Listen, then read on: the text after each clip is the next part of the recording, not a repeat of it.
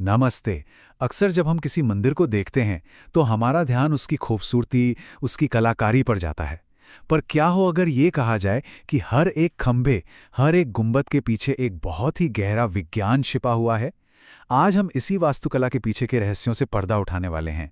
तो एक सवाल मन में आता है, क्या मंदिर सिर्फ पूजा करने की जगह है? जवाब है बिल्कुल नहीं। असल में प्राचीन ग्रंथों के हिसाब से एक मंदिर एक एनर्जी पावर हाउस होता है। एक ऐसी जगह जिसे खास तौर पर ब्रह्मांड की ऊर्जा को अपनी ओर खींचने, उसे एक जगह पर इकट्ठा करने और फिर उसे बढ़ाने के लिए डिजाइन किया गया है। ठीक है, तो चलिए इसे और गहराई से समझते हैं। इस पूरे डिजाइन का जो सीक्रेट है, वो वास्तु और शिल्प शास्त्र के प्राचीन ज्ञान में छिपा है। यहाँ हर एक पत्थर, हर एक खंबा एक खास मकसद से अपनी जगह पर है, कुछ भी यूं ही नहीं है। तो ये वास्तुशास्त्र है क्या? देखिए, ये सिर्फ आर्किटेक्चर नहीं है, ये एक पूरा विज्ञान है जो हमें सिखाता है कि किसी भी बिल्डिंग को प्रकृति और ब्रह्मांड की ऊर्जा के साथ तालमेल में कैसे बनाया जाए, ताकि वहां एक पॉजिटिव माहौल बन सके। तो एक मंदिर के इतने जटिल डिजाइन का असली लक्ष्य क्या होता है? इसका मकसद है ब्रह्मांड की ऊर्जा को खींचना, धरती की पॉजिटिव एनर्जी को एक पॉइंट पर लाना और वहां आने वाले हर इंसान को मन की शांति और एक आध्यात्मिक शक्ति देना। अब बात करते हैं मंदिर के उस हिस्से की जो दूर से ही नजर आता है, शिखर या गुंबद।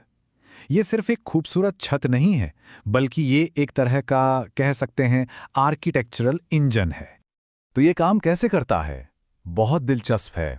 शिखर का जो पिरामिड जैसा शेप होता है ना, वो एक एंटेना की तरह काम करता है, जो ऊपर से कॉस्मिक एनर्जी को अपनी तरफ खींचता है। फिर ये उस एनर्जी को सीधा नीचे की ओर भेजता है, और सबसे ऊपर जो धातु का कलश लगा होता है, वो इस एनर्जी को स्टोर करने में मदद करता है। तो ये ऊर्जा शिखर से नीचे उतरती है और पहुंचती है मंदिर के सबसे पवित्र, सबसे शक्तिशाली हिस्से में, जिसे कहते हैं गर्भगृह, यानी कि सैंक्टम सैंक्टोरम। लेकिन एक बात पे कभी गौर किया है? गर्भगृह हमेशा छोटा और अंधेरा क्यों होता है? सुनने में थोड़ा अजीब लगता है ना? इसके पीछे एक बहुत गहरा मनोवैज्ञानिक कारण है। अंधेरा हमारे बाहरी सेंसेस को शांत कर देता है और हमारे मन को अंदर की ओर मोड़ता है। इससे हमें खुद पर ध्यान लगाने और मेडिटेशन में मदद मिलती है। गर्भगृह को सही में मंदिर का दिल कहा जा सकता है। मूर्ति को ठीक उस जगह पर रखा जाता है जहां एनर्जी सबसे ज्यादा होती है, जिससे वहां शांति और ध्यान का एक जबरदस्त माहौल बनता है। अच्छा, ये तो हुई बनावट की बात, पर हम इस एनर्जी से जुड़ते कैसे हैं? चलिए अब देखते हैं कि मंदिर में किए जाने वाले रीति रिवाज कैसे इसी एनर्जी साइंस का हिस्सा हैं। सबसे पहली चीज, मंदिर में घुसते ही घंटी बजाना। यह सिर्फ एक परंपरा नहीं है, इसके पीछे भी एक विज्ञान है। जब घंटी बजती है तो उसकी गूंज लगभग 7 सेकंड तक रहती है, और यह 7 सेकंड का समय बहुत खास है। तो इन 7 सेकंड की गूंज में ऐसा क्या होता है?